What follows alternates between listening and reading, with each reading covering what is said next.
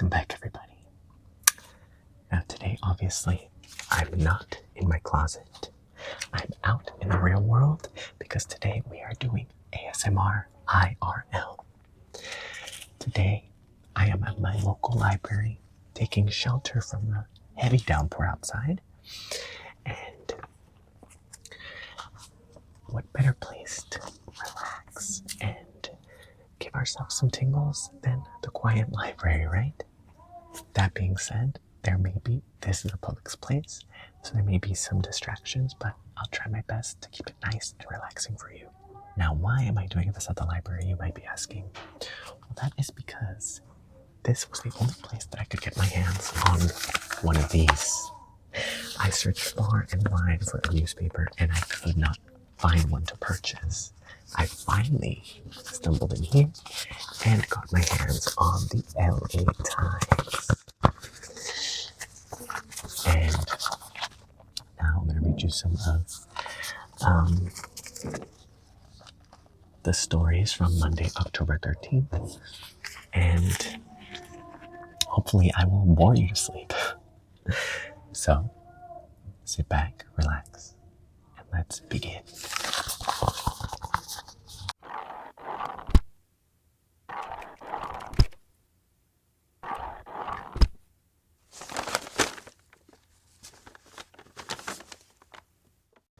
Okay, so Monday, October 13th, 2025, Los Angeles Times. Here is our headlining story.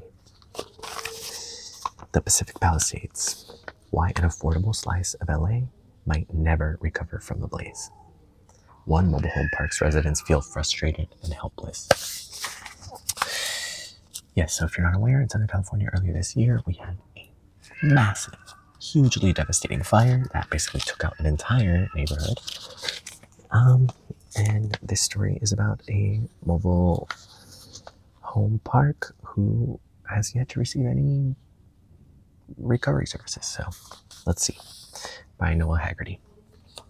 As local and state leaders celebrate the fastest wildfire debris removal in modern American history, the Pacific Palisades Bowl Mobile Home Estates, a rent-controlled 170-unit enclave off Pacific Coast Highway, remains largely untouched since it burned down in January. It's October, y'all. Weeds grow through cracks in the broken pavement. A community pool is filled with murky green liquid. There's row after row of mangled, rusting metal remains of former homes. Yet across a nearly 1,500-foot-long shared property line, the Tahitian Terrace Mobile Home Park. Wait, did I miss something? No. Yet, just across a nearly 1,500-foot-long shared property line, the Tahitian Terrace Mobile Home Park, like thousands of fire-destroyed properties cleared by the U.S. Army Corps of Engineers over the last 9 months, is now a field of clean, empty lots. The difference in treatment is based on standards used by the Federal Emergency Management Agency, which directed the Corps cleanup efforts. FEMA, which focused on providing assistance to local residents and not properties owned by real estate companies. Okay, well, that's good. Where does the story continue?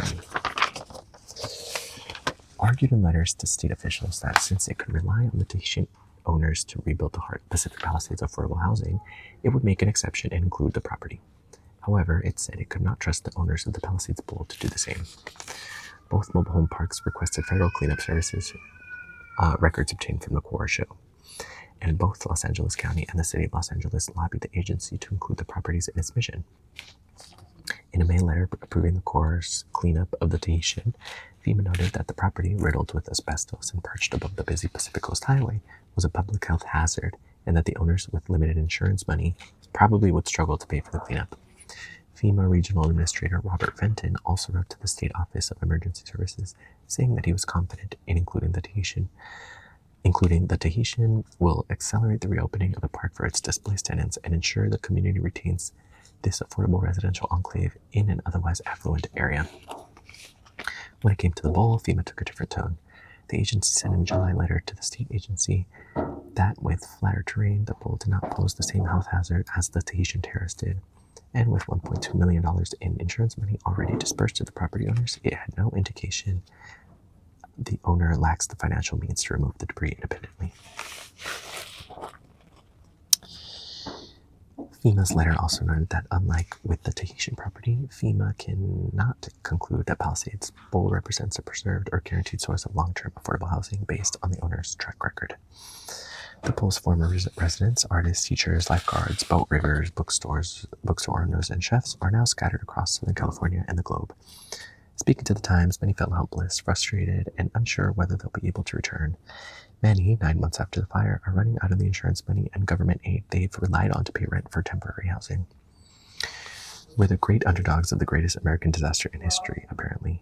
This little community, said Rashi Kasla, a boat rigger who lived in the Bowl for more than 17 years. The people of the only 2 trailer parks, the isolated, actual affordable housing communities, you would think that we would be the top priority. The Bowl began as a Methodist camp in the 1890s and was developed into a mobile home park in the 1950s. For decades, the Bowl and the Tahitian remained among the only places along the California coast still under rent control, preserved by the Mello Act, and consequently some of the only affordable housing in the Palisades. Listen, I don't want to be a cynic, but we know why they're not helping them out. It's because they're poor. Next top story here. CSU-UC give troves of staffer data to feds. Oh God. Universities face backlash after sharing information with the Trump administration. By Jawid Kaleem and Daniel Miller. California universities are facing intense backlash for handing over employees' personal contact information to the Trump administration as it investigates allegations of campus anti-Semitism, amping up tensions over government incursions into higher education. At Cal State, a faculty union filed suit Friday in state court after learning the personal phone numbers and email addresses of 2,600 Los Angeles campus employees were turned over to the Equal Employment Opportunity Commission, which is investigating employee complaints of campus anti-Semitism. In addition, the EEOC is contacting Jewish faculty across the 22 campus system, prompting campus demonstrations against cooperating with President Trump. To me, that is an insane violation of their privacy. We all know what this is in service of. It's frankly disgusting. And I'm a graduate of the CSU system, and that really pisses me off. At UC Berkeley, protesters recently converged on campus after University of California leaders said they released files from their civil rights office and UC police incident reports containing the names and contact information of 160 faculty and staff to the education department, which was also investigating alleged campus anti-Semitism. UC-wide faculty senate leaders are demanding to know whether there have been other campus disclosures. UC has not publicly announced similar actions outside Berkeley, but has not denied the possibility. Let's see Governor Newsom's response to that.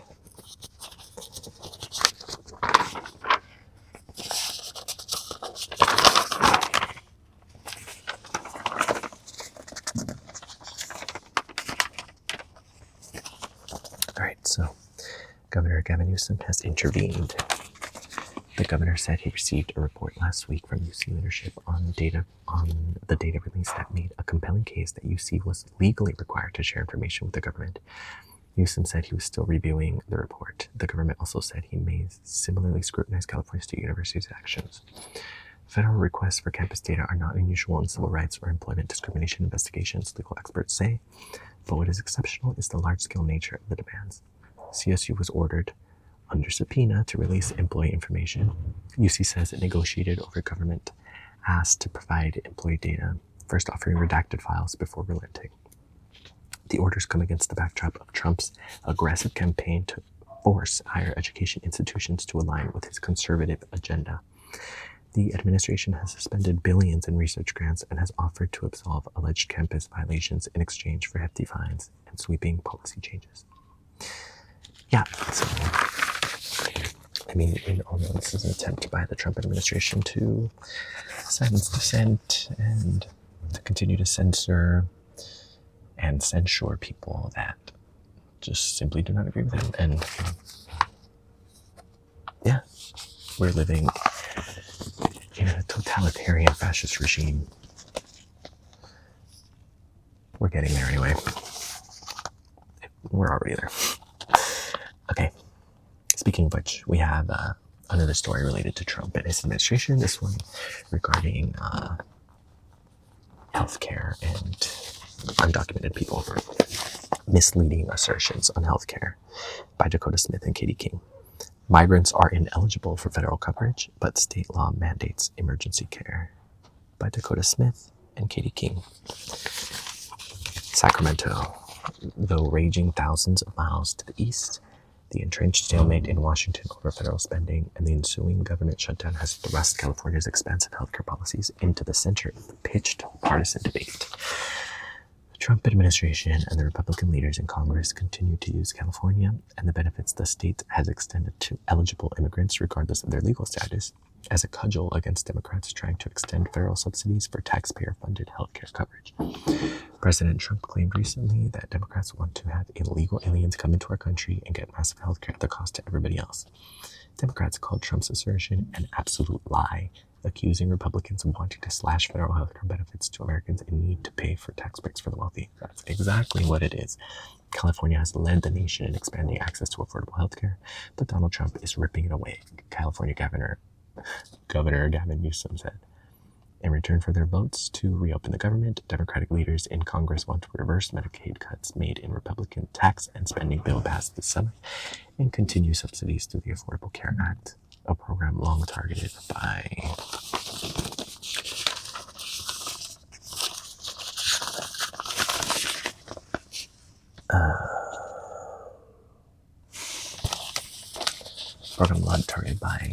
Republicans. The subsidies, which come in the form of a tax credit, help lower health insurance costs for millions of Americans. Can immigrants who are illegally in the country enroll in federal health care programs? No. Undocumented immigrants are ineligible for Medicaid, Children's Health Insurance Program, or Medicare, or coverage through the Affordable Care Act, according to KFF, an independent health research organization. Yes, so we know undocumented people are not eligible for federally funded healthcare programs. And regardless, undocumented people still pay taxes, so they should be eligible for these programs anyway. But, they're another pawn in this political game of ours. Let's see. A story about Israel and Palestine. We're chasing what's left of life. Gazans make a journey home, even if the buildings have been reduced to rubble. By Bilal Shbir and Nabi Poulos. Jabalia, Gaza Strip. The trailer creaked under the weight of mattresses, blankets, tents, a gas cylinder, weathered plastic barrels, burlap sacks of clothes, plastic chairs, gardening tools, various kitchen utensils. Where was I? And a toy tricycle. The collective belongings of Mohammed Abu Warda and his family. Abu Warda, 34, tugged at the rope securing the load and hitched the trailer to his tractor. He glanced for a moment at his mother, 6-year-old Buthaina Warda, who was braiding his daughter's hair, then turned to look at the coastal highway leading northward to Gaza City. It was time to go home. The last time we took this highway, we were escaping death, Abu Warda said, his hand straining against the rope as he tightened it once more. Today we're chasing what's left of life. All around him, others were embarking on a similar journey, stacking whatever they had salvaged of their belongings onto whatever transportation they could manage. Donkey carts and tractors jostled for space with pickups and larger transport trucks, the diesel fumes mixing with dust and the salty sea air. Every few hundred yards, more people would join on Al Rashid Highway from the side streets, adding to the slow-moving deluge of hundreds of thousands returning home to see what, if anything, remained of the lives they had in North Gaza. The homecoming arrives at a time of hope after 2 years of war. A breakthrough, Israel-Hamas ceasefire continues to hold, with prospects for an enduring peace. Okay, President Trump was headed to Israel. The reason I pause there is because enduring peace, there is no peace if Israel just gets to move on like nothing happened, and the Gazans have to rebuild from nothing. Peace in that they're not being bombed, but still surrounded by violence everywhere. Where was I? President Trump was headed to Israel in time for Monday's expected release of the last hostages held in Gaza, with Israel set to release hundreds of Palestinian prisoners and plans for a surge of aid into the famine-stricken territory. Abu Warda had endured displacement earlier in the war when he and his family left their house in Jabalia, a few miles north of Gaza City, in November 2023. They returned 14 months later in January before Israel's intensified assault on Gaza City and the northern part of the enclave last month forced them out again. This time, Abu Warda, whose uncles and cousins had braved the 16-mile trek back from central Gaza's Khan Yunis to Jabalia the day before, knew it would be a bitter homecoming. Everything is gone. The house is destroyed, he said. Sitting in the trailer, Buthena Warda spoke, her voice small and somber. People keep saying we're going home, but home isn't there anymore, she said. We're just going to see what's left, a pile of rubble. Exactly. So, we're obviously glad that ceasefire has happened, but will Israel see any consequences for the perpetuation of their genocide? Who knows? All right. Got two more stories on the front page. Let's see. Ex-school's chief plans mayoral bid, cites failure of leadership, by David Zanisser and Julia Wick. Former Los Angeles Unified Schools Superintendent Austin Butner is planning to announce a challenge to Mayor Karen Bass in the 2026 election, arguing that the city has failed to properly respond to crime, rising housing costs, and the devastating Palisades fire. Butner, a philanthropist and former investment banker who lives in LA's Pacific Palisades neighborhood, would become the first serious challenge to Bass, who is running for her second and final term. I don't know if Karen Bass is very popular here, but I also don't know if Austin Butner is very popular either. I don't know how he did as superintendent. I haven't really followed his career. Butner, whose announcement is planned for yesterday, said in an interview Saturday that city officials at all levels showed a failure of leadership on the fire, which destroyed thousands of homes and left 12 people dead. The inferno seriously damaged Butner's house, forcing him and his family to rent elsewhere in the neighborhood, and destroyed his mother-in-law's home. When you have broken hydrants, a reservoir that's broken and is out of action, broken fire trucks that you can't dispatch ahead of time, when you don't pre-deploy at the adequate level, when you don't choose to hold over the Monday firefighters to be there on Tuesday to help fight the fire, to me, it's a failure of leadership. Butner said, at the end of the day, he added, the buck stops with the mayor. Well, if you could do a better job, girl, then more power to you. And finally, we have a story about Hollywood here. That movie magic might be fake. Film props can go for millions at auctions and private sales, but they're getting easier to knock off. Then we have this dude. Apparently he bought a Avengers prop. Collector Dan Lanigan paid $45,000 for an Avengers prop, but had doubts. You should have had doubts before you purchased that for $45K.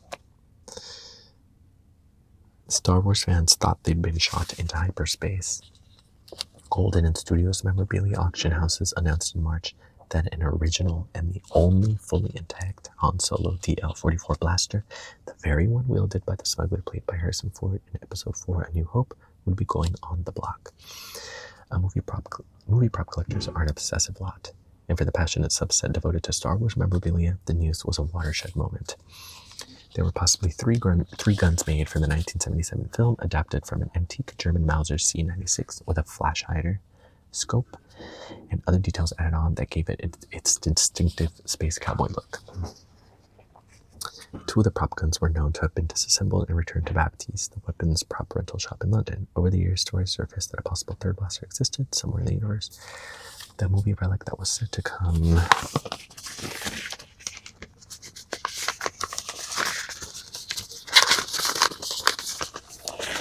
with impeccable documentary provenance and authenticated by experts, was expected to fetch as much as $3 million. Almost immediately, however, the blaster came under fire. Fervid collectors slavishly examined the photos of the modified Mauser, sharing their findings of discrepancies between the prop for sale and the blaster seen on film across online forums. Then a sleuth traced the gun serial number and discovered the Mauser had been sold online years earlier, and it appeared to have been later modified to resemble the prop. Almost as quickly as this unique opportunity was announced, the blaster was quietly withdrawn from the sale that was to be held in June, with all mentions of it scrubbed from the auction house's websites and social media. From Dorothy's ruby slippers and the Wizard of Oz, Harry Potter's wands, props from iconic films are earning big dollars at both auction and private sales, in some cases on par with rare wines, wristwatches, and fine art. But as prices for these objects have surged, so have questions about their authenticity. Yeah, I mean, with 3D printing and advanced modeling programs and stuff, like, I'm sure they're easy to fake. But honestly, if you have $3 million to spend on a prop, like, girl, like, you could give that $3 million to the people displaced by the Palisades fire instead. How about you do that instead? Okay, and some of the stories coming up in here. Let's check it out.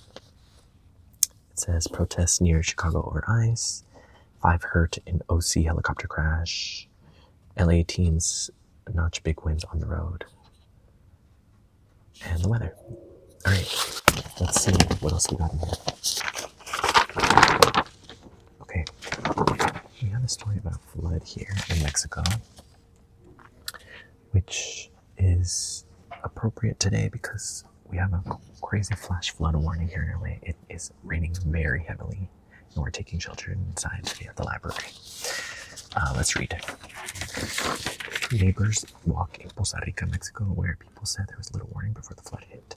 At least 44 killed by slides in parts of Mexico. By Felix Marquez. Costa Rica, Mexico. Some people in the low-lying working-class neighborhoods of Costa Rica heard the wall of water before they saw it.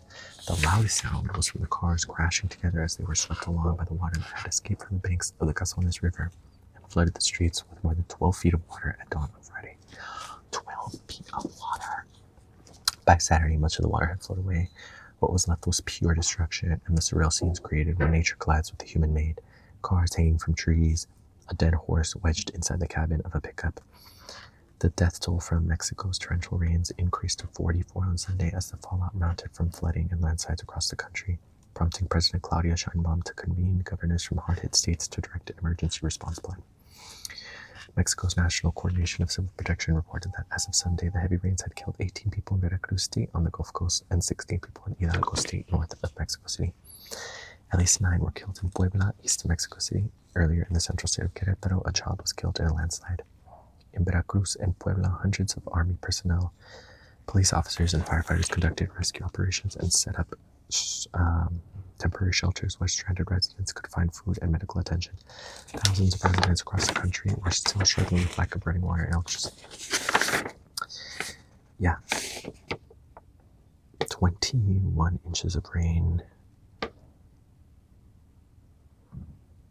Jesus. Yeah, Mexico definitely gets a lot of rain, especially during the summer.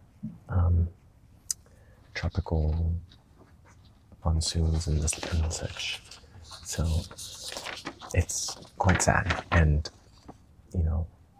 as we come closer and closer to the devastating effects of climate change, these flash floods and torrents and monsoons, they really only get worse. So that's a little bit scary. Oh God, here we go. Oh, let's read this. I ran out in the cold as Mideast unites on Gaza truce, by John Cambrell. Cairo, as the Middle East broadly welcomes a ceasefire in the Israel-Hamas war, Iran finds itself at one of its weakest moments since its 1979 Islamic Revolution.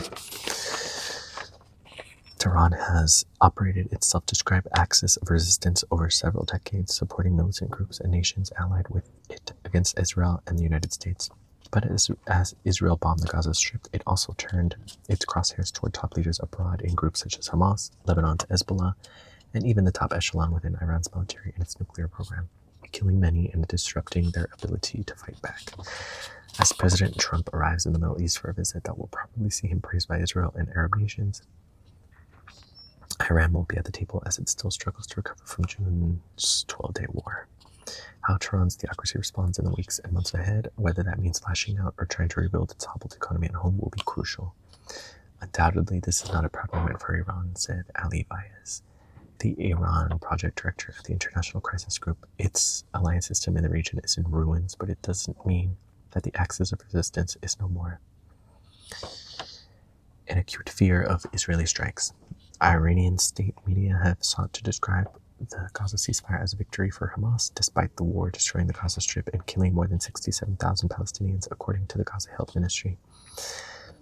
Iran's foreign ministry welcomed any decision that guarantees halting the genocide of Palestinians. Perhaps more tellingly, an advisor to Iran's 86-year-old supreme leader, Ayatollah Ali Khamenei, suggested the ceasefire would lead only to conflict elsewhere in the region. Jesus Christ. The start of the ceasefire in Gaza may be the behind-the-scenes end of the ceasefire somewhere else.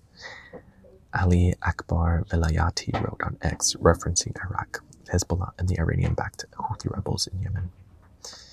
The fear of further Israeli strikes, particularly on Iran, remains acute in the public's mind, and much of its air defenses were probably destroyed by Israel in June.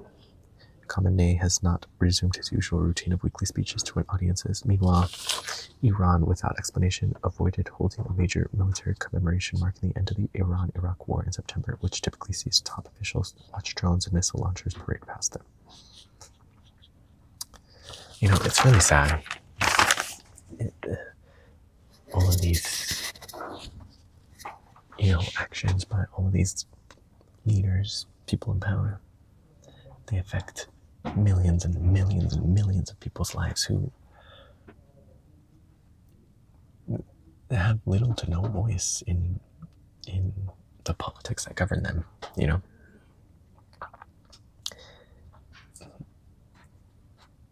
It's quite sad.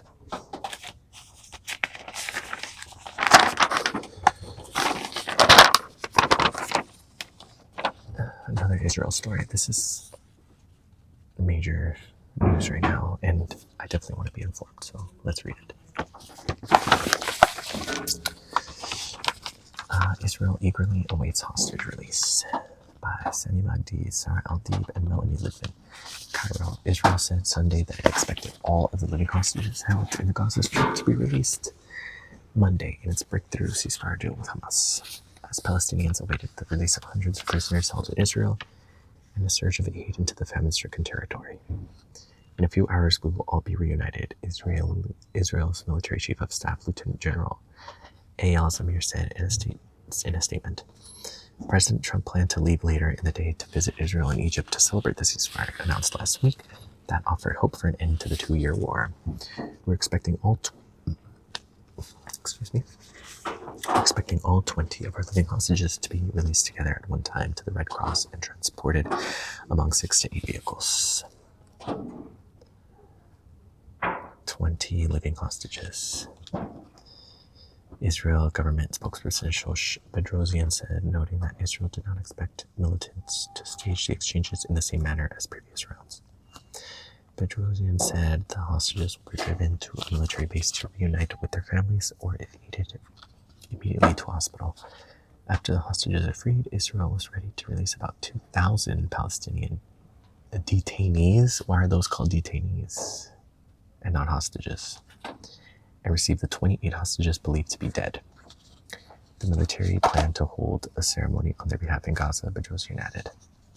The dead are expected to be transferred to the Institute of Forensic Medicine for identification. An international task force will start working to locate deceased hostages who are not returned within the 72-hour period, said Gal Hirsch, Israel's coordinator for the hostages and the missing. Officials have said the search for the bodies of the hostages, some of whom may be buried under rubble, could take time.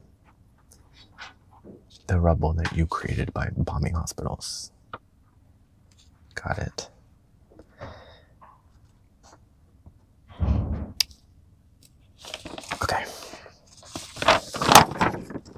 this is a scary story down here. Like it's falling asleep.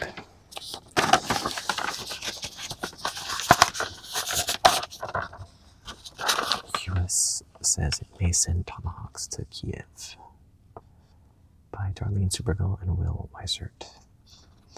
On board Air Force One, President Trump on Sunday warned Russia that he may send Ukraine long-range Tomahawk missiles if Moscow doesn't settle its war there soon, suggesting that he could be ready to increase the pressure on Vladimir Putin's government using a key weapon system. I might say, look, if this war is not going to be settled, I'm going to send them Tomahawks, Trump told reporters aboard Air Force One as he flew to Israel. The Tomahawk is an incredible weapon, very offensive weapon, and honestly, Russia does not need that.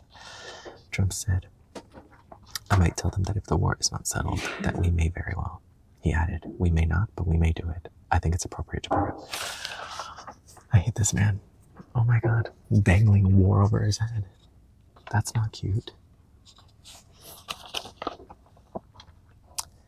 His comments came after Trump spoke by phone Sunday with Ukrainian President Volodymyr Zelensky, and Trump said he mentioned possibly sending Tomahawks during the call. Do they want to have Tomahawks going in that direction? I don't think so, Trump said of Russia. I think I might speak to Russia about that, he added. That Tomahawks are a new step of aggression. His suggestions followed Russia. I hate how blasé he is about all of this. Like, I might send you some Tomahawks, we'll see. Ew. First of all, that would start some sort of full-scale World War III that we're certainly not prepared for. Oh my God. Okay, let's continue. His suggestions followed Russia having attacked Ukraine's power grid overnight, part of a campaign to cripple Ukrainian energy infrastructure before winter. Moscow also expressed extreme concern over the U.S. potentially providing Tomahawk missiles to Ukraine. Putin previously suggested that the U.S. supplying long-range missiles to Ukraine would seriously damage ties with Moscow. No kidding. Zelensky described his latest call with Trump as very productive and said they had discussed strengthening Ukraine's air defense resilience and long-range capabilities, along with details related to the energy sector. Trump has taken a notably tougher tack with Putin after the Russian president declined to engage in direct talks with Zelensky about easing fighting. Yeah, Jesus. I mean, we used to joke in American media about Putin and Trump being bedfellows, and the fact that he's threatening now to send missiles, that's a little bit scary.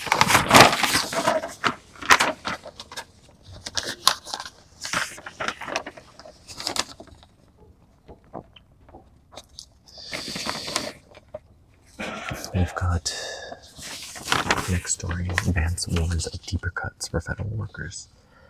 Deeper cuts. So, if you're unaware, the government is currently shut down.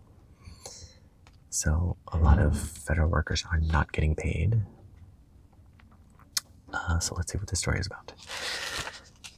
By Steve Peoples. Vice President J.D. Vance said Sunday that there will be deeper cuts to the federal workforce the longer the government shutdown goes on, adding to the uncertainty facing hundreds of thousands who are already furloughed without pay amid the stalemate in Congress. Vance warned that as the federal shutdown entered its 12th day, the new cuts would be painful, even as he said the Trump administration worked to ensure that the military is paid this week and some services would be preserved for low-income Americans, including food assistance.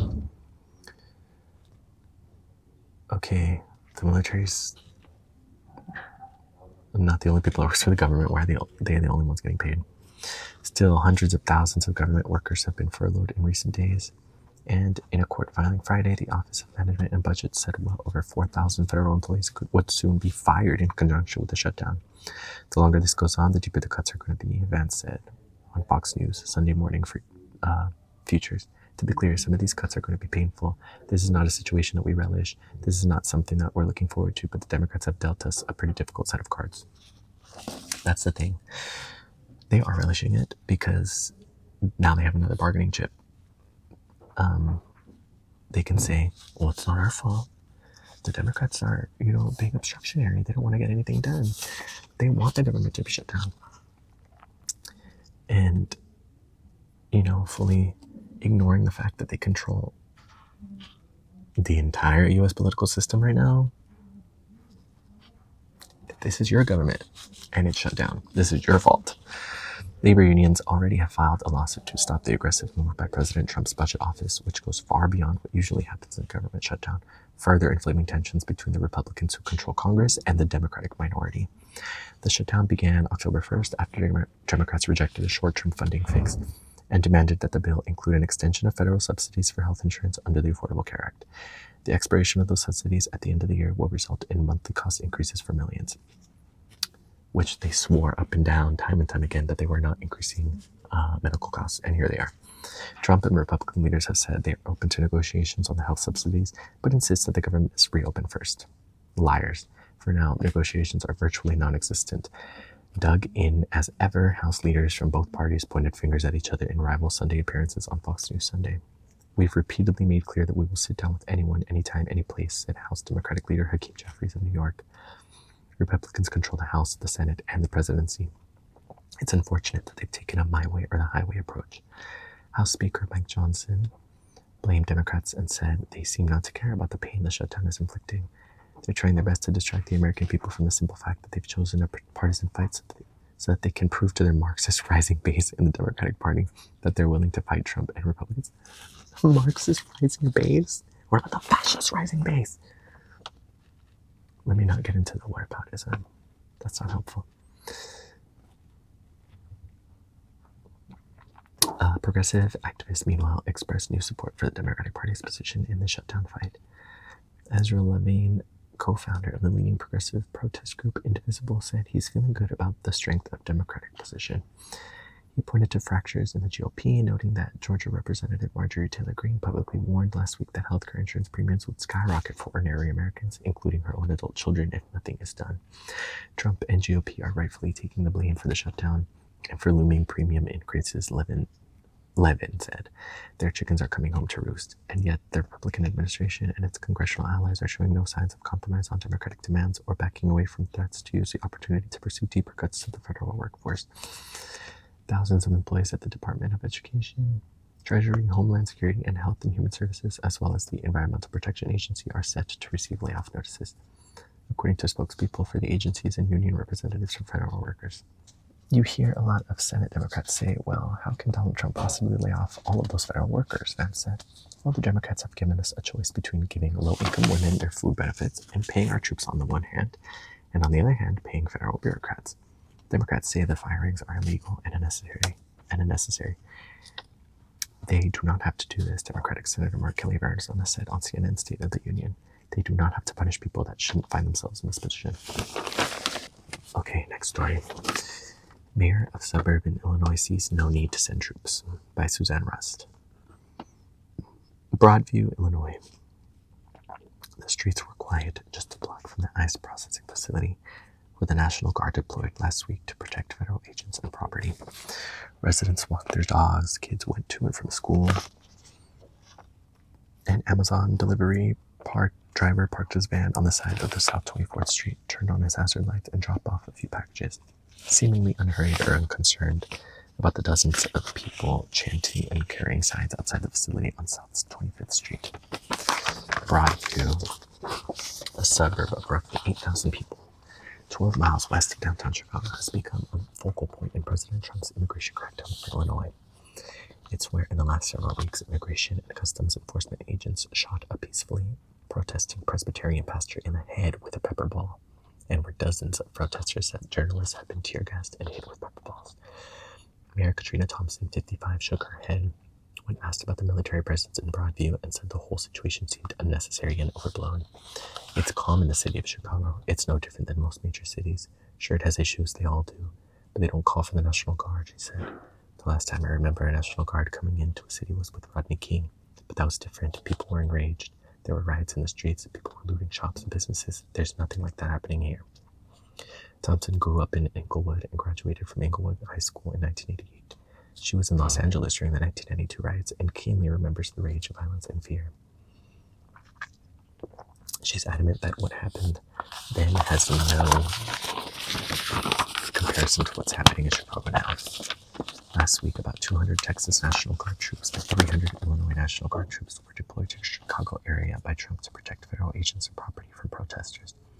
About 20 California National Guard troops were also pulled into political battle, deployed to provide refresher training, the North American Aerospace Defense Command said in a statement. These California National Guard soldiers will not be supporting the federal protection mission in Illinois. On Thursday afternoon, a federal judge in Chicago entered a 14-day temporary restraining order preventing the federalization and deployment of the National Guard in Illinois. An appeals court Saturday paused that ruling, saying the National Guard troops may remain under federal control but cannot be deployed. In her Thursday ruling, U.S. District Judge April Perry said she had seen no credible evidence that there is a danger of rebellion in Illinois, and described the Trump administration's version of events as simply unreliable. She said National Guard troops would only add fuel to the fire. Protests at the federal immigration detention center in Broadview that had been small, peaceful gatherings turned chaotic Saturday night as a brawl broke out between demonstrators and state police. 15 protesters were arrested. But in general, the mood in and around Chicago has been tranquil. Downtown Chicago, people are shopping, going to work. On Wednesday night, after protests had formed downtown near the Trump International Hotel and Tower, the streets were nearly deserted. A few young men were seen going to a pub near the Chicago Board of Trade building while a couple strolled along the Chicago Riverwalk. Thompson says she is not interested in jumping into the national political fray and is focused on the things that are important to her constituents, such as making sure that the streets are clean, that Broadview's police and firefighters have the resources and support they need, and that her residents feel safe. But Thompson did find herself in the spotlight recently when she denied Homeland Security Secretary Kristi Noem access to the Broadview Municipal Building's bathroom. Thompson said that it was nothing personal, but that Noem showed up unannounced with a camera crew and a videographer. She came with a whole bunch of military people dressed in their military gear. And I said, I'm not letting you in here. We work here. We don't know what your intent is. If she had good intentions, you know what professionals do? They call and make an appointment. They don't show up unannounced with dozens of people carrying guns, Thompson said. Thompson is also suing the federal government for erecting a fence around the ICE facility that she fears could prevent her first responders from getting inside should someone, detainee, ICE agent, or government official need help. When we talk about people having strokes, every second matters, she said. If we can't get to them, that person could be severely disabled for a lifetime or lose their life because a decision was made without consulting us. That's the way it should be. Thompson has instituted a curfew around the ICE facility, allowing protests to occur only between 9 a.m. and 6 p.m. We have business in the area and people need to get to work. We've got kids who need to get to school, she said. Let's let them do what they need to. And then you can all come in and protest. Yeah, so, I mean, this deployment of the National Guard by Trump in all these sanctuary cities, it's I feel like it's political posturing. It's like building a narrative that all these major city centers are in complete and utter chaos when that's simply not true. For example, the protests here in LA against ICE were exacerbated by the deployment of the National Guard here. They were made worse. But that all plays into the Republican sort of mission of,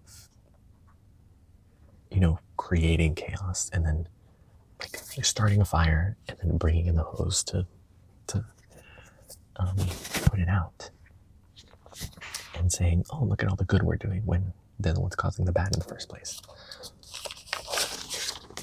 Okay.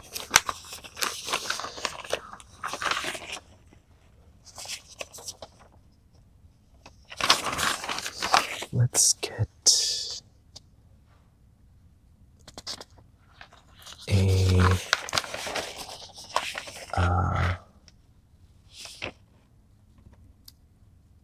this is a business story about Taylor Swift and her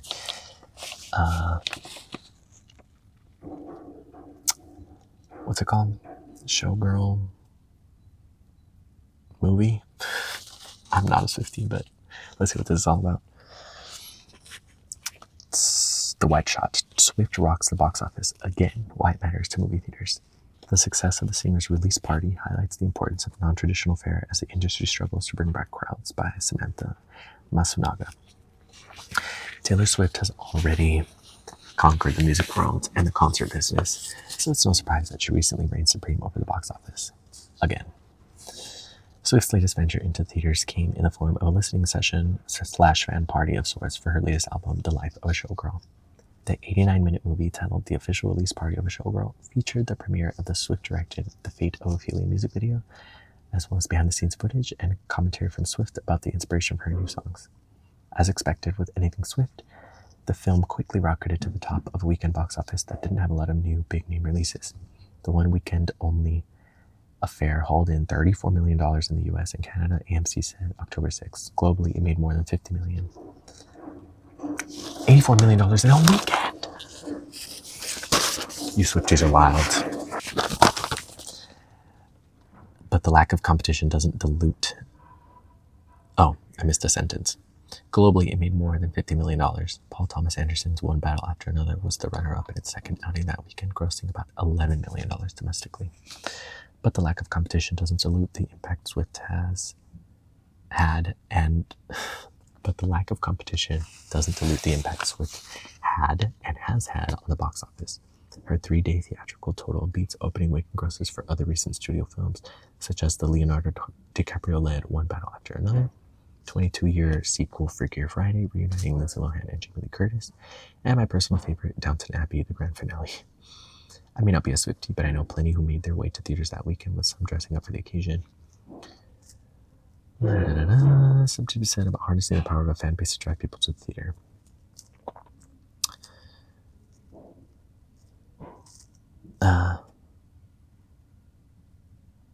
Okay, yeah, she dominated the box office. That's to be expected, right?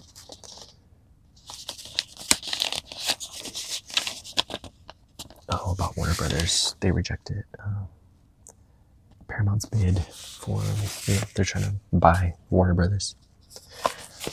But Warner Brothers is having an incredible year this year. And Paramount, if they want it, they're probably going to have to pay a pretty hefty price. Let's go on. TiVo is going out of business. U.S. claims Edison's equipment ignited the 2019 Sylmar fire. Interesting. So, yeah. The giant 2019 fire that happened. Federal prosecutors sued Southern California Edison, saying its equipment ignited the 2019 Saddle Ridge fire, which burned nearly 9,000 acres and damaged or destroyed more than 100 homes in the San Fernando Valley. Wow. I wonder why that's barely making the news now. That was 6 years ago.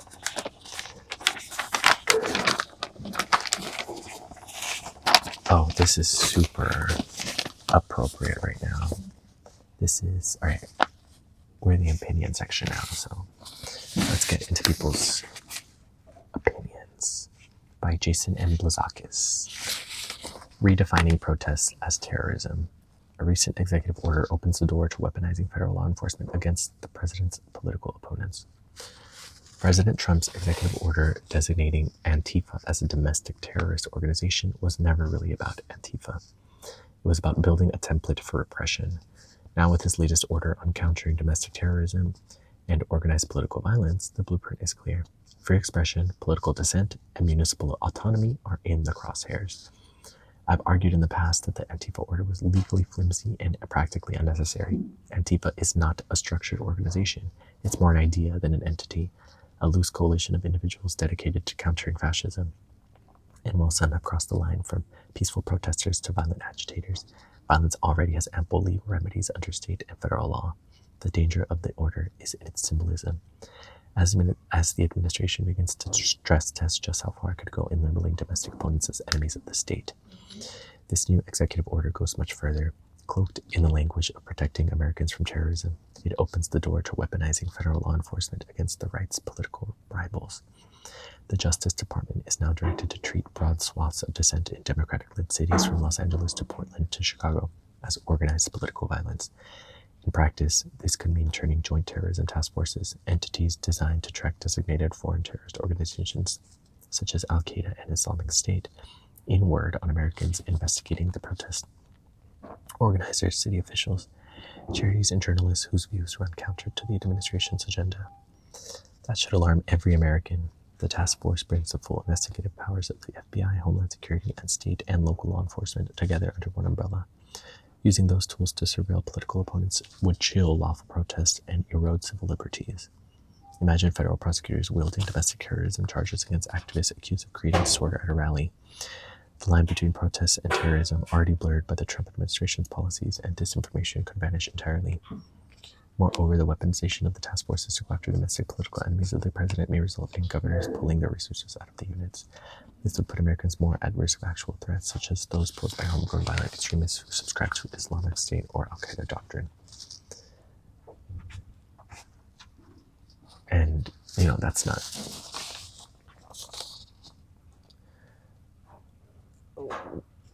what we're even talking about here. They are using it to silence political dissent.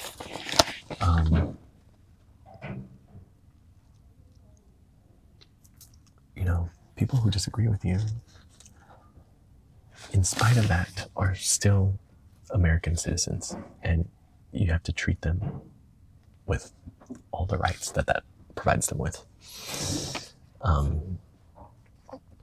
Even if you aren't an American citizen, you should still be treated with humanity. And the very fact that they would turn the full weight of their violence machine onto their own constituents is very, very concerning, but not surprising. Let's see, I'm going to go a little bit ahead here. History offers warnings. Governments that criminalize opposition rarely stop at the margins. In Turkey, the label of terrorist has been used to decimate civil society, shutter newspapers, and jail academics. In Russia, counter-extremism laws have become blunt instruments for crushing democracy. We must be honest, America is inching down we're not inching, we're barreling down that path. This is not about protecting Antifa, a decentralized movement with no formal leadership or structure. It is about protecting the Constitution. The First Amendment guarantees freedom of speech, assembly, and association. If these rights to free expression can be recast as terrorism by executive fiat, then they cease to be rights at all. Yeah.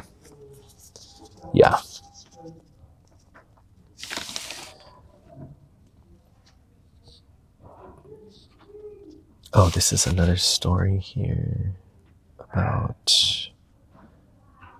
Oh, these are just like small contributions from writers.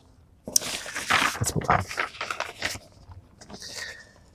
Okay.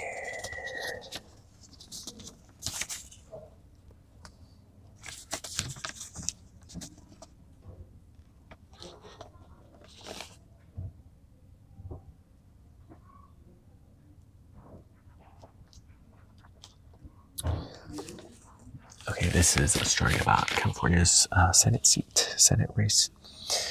Porter's TV outburst opens the door for this seasoned LA Democrat. Will Padilla trade his gold-plated U.S. Senate seat for the chance to be governor of the Golden State? Sacramento. Senator Alex Padilla apparently dreams of becoming California's next governor. He's thinking hard about entering the race to succeed Governor Gavin Newsom, and Katie Porter may have just opened the starting gate for him. Porter has been regarded as the early frontrunner, but she tripped and stumbled badly during a contentious, unprofessional, and rude performance in a recent routine TV interview that went viral.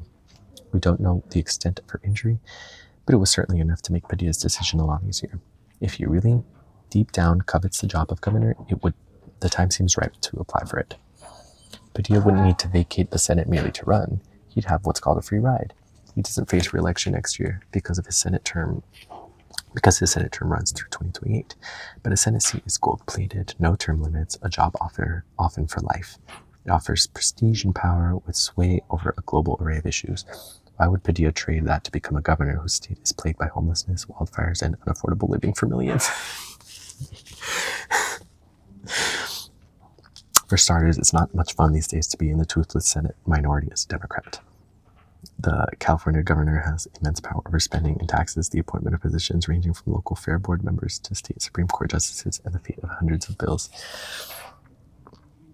I didn't see this Katie Porter interview. I wonder what that's all about.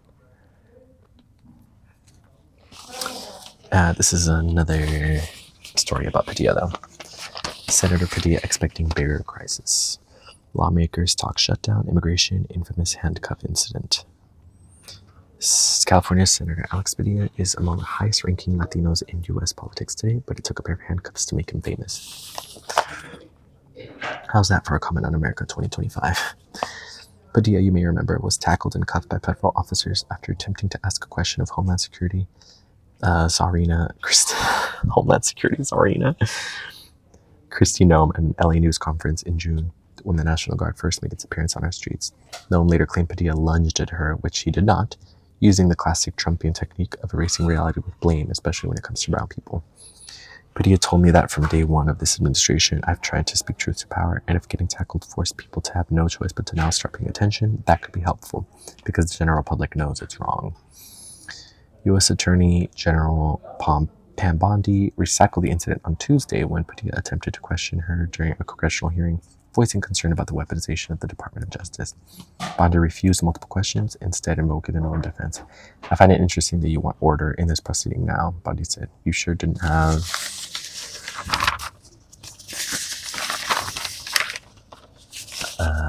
order when you stormed Secretary Noem at a press conference in California, did you? Again, no storming, no lunging, not even a feint. Really, if anything can be said of Padilla, it's that he's a guy who likes order. An MIT-trained engineer, he's known for being calm to the point of boring in the best of ways. Who wouldn't want a bit of boring in their politics today if it's seasoned with compassion and common sense? Yes, if you didn't see this video of Alex Padilla getting tackled at Kristi Noem's press hearing, it was crazy.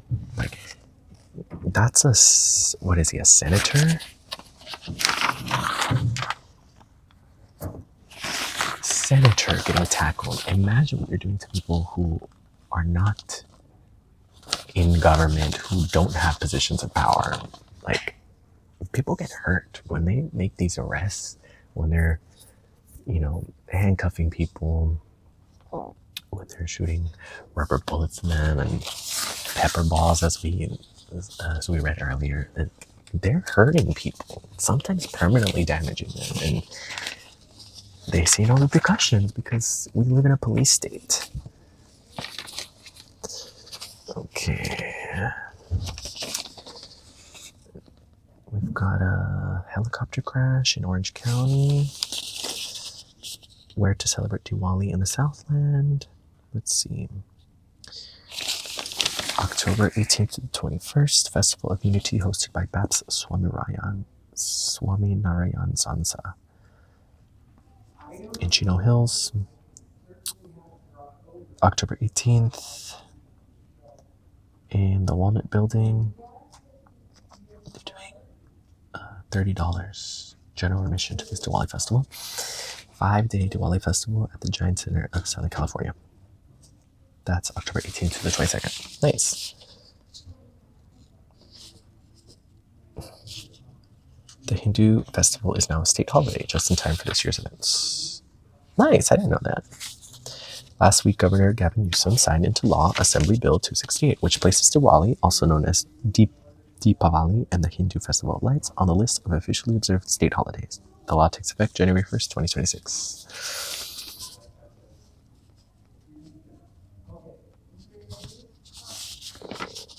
Diwali is a 5-day celebration that marks the beginning of the new year in the Hindu calendar, according to the Smithsonian National Museum of Asian Art.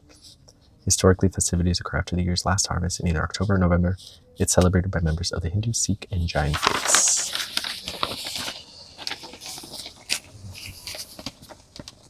All right, what is this? A word jumble?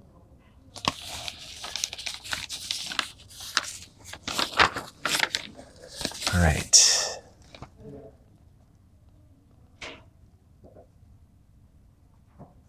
Today in North America, tropical wind and rainstorm. The heaviest rain from a tropical wind and rainstorm will extend from eastern Pennsylvania to New Jersey into southeastern New England.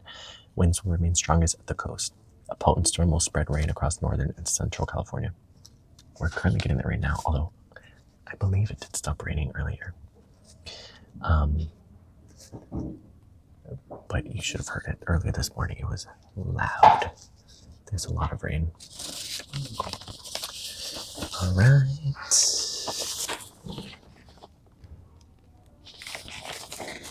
We got sports. We can just skip right over that. All right. The Ducks, Wild comeback over the Sharks. Brewers on tap. 9 games to now. Dodgers postseason run. Yada, yada, yada.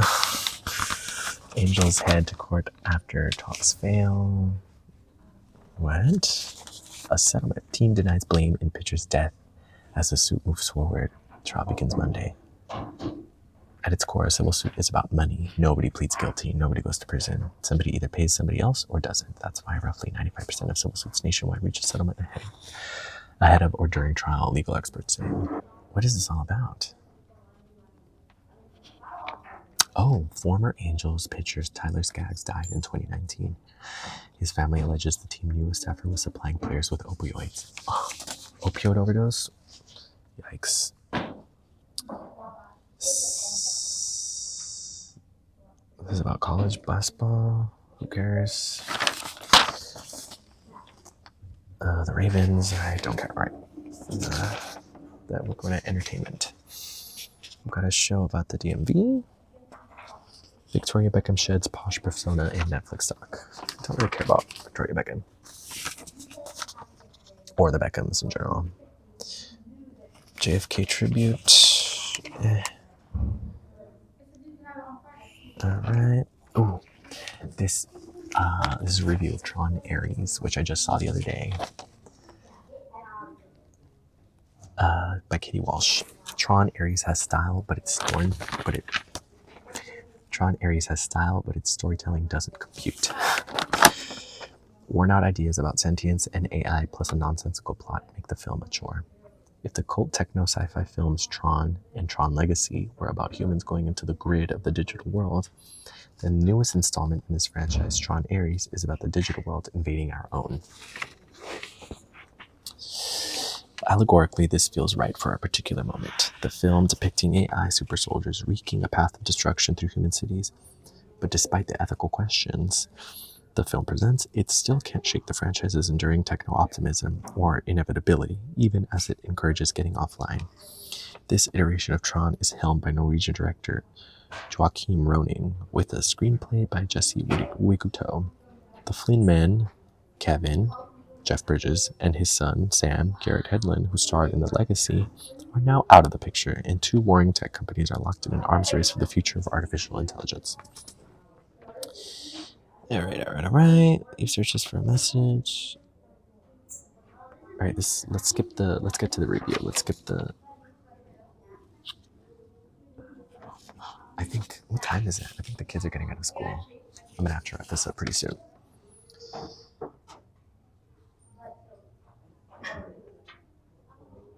But the plot itself is, there's a crease here. I can't really read it. But the plot itself is bitten from a tale over 200 years old, one that now seems a part of our primordial DNA, or at least the DNA of the stories we tell ourselves again and again. That is, of course, Mary Shelley's Frankenstein. If the themes of creating a monster that starts to think on its own weren't clear enough, the book is directly referenced when Ares, stalking Eve, catches a glimpse of her reading it in a social media video. As it quickly processes the novel's content, a few lines make an impression. Ares is already starting to question things, like Julian's words about his soldiers being expendable and the deletion of a fellow program during a hacking mission, combined with a new sensation, a feeling when he experiences rain. Ares' system is primed to go rogue. With his searching but empty blue eyes, Leto is physically perfect for playing a questioning computer program, and Lee brings her steely presence to bear on Eve. Turner Smith demonstrates her Terminator bona fides as well, but the problem with Ares is the script, which spells out everything for us. There's no subtext, no room for interpretation or ambiguity, especially as it plays like the scene of Frankenstein's monster discovering a daisy. Roning, who helmed a Pirates of the Caribbean sequel, and Young Woman, And the C provides serviceable direction of the material without offering much innovation. The film loses focus toward the end when it becomes a crashy, pixelated monster movie, the real world having no capability for hosting the sleek, bloodless appeal of the grid. Ultimately, Tron Ares lands on the diplomatic argument that AI is only as good as the person wielding it, but doesn't offer answers on how to ensure that, aside from a big old battle. But furthermore, it can't answer the question that stumps all AI evangelists. Why try to make AI more human when we could just be human ourselves? Perhaps that's too much to ask for a sci-fi movie that should be more about style than substance. All Tron Ares needed to be was a mood, but it delivers existential questions that are pre-chewed pablum rather than searching moral quandaries. Yeah, I agree with that. It didn't say anything new, and I wholeheartedly disagree with the premise, right? That, AI is good as long as it's in the right hands. How do we know who the right hands are? And it's certainly not going to be a major corporation. I know that's right. And finally, I wanted to hit on the last page the horoscopes. Let's see. Today's birthday, October 13th. Well, that was yesterday, but this video is going to come out later anyway, so. October 13th, it's your year of mastery. Courage is the down payment, practice is the installment plan, and confidence is the payoff. More highlights. You'll have 3 big interests you toggle between, keeping freshness alive. You'll live in a style that feels cleaner, better, smoother to you. It's about cutting out the friction. Growing your financial knowledge makes more experiences possible. Pisces and Aries adore you. Lucky numbers 17, 1, 2, 8, and 20. So, October 13th, Libras, let me know if that applies to you, okay? I'll read mine as well, Capricorn. Wanting is the stuff of being alive. Consider that some of the world's most elegant solutions were born in constraint. Today's magic comes disguised as thrift. Interesting. I'm not sure what to make of that. Today's magic comes disguised as thrift. Should I go thrift shopping? Would you guys want to watch that? And I'll pick a random one. Virgo. Not being where you want to be only means that you've got somewhere to go. Oh, that's nice. That's very optimistic, isn't it? All right. And with that, we're done reading the LA Times. It's getting pretty loud in here, so I'm going to go. But thank you so much for joining me. I hope that you enjoyed this, and I hope that you'll join me again in the next video. If you liked it, please feel free to like and subscribe if you want to see more. I will try to do more of these ASMR IRL videos. By now, I hope that you're nice and relaxed, that you've been fully and completely bored to sleep. And again, thank you so much for sitting with me. I had an amazing time. And I'm happy that we can stay informed and get relaxed together. I will see you in the next one. Goodbye.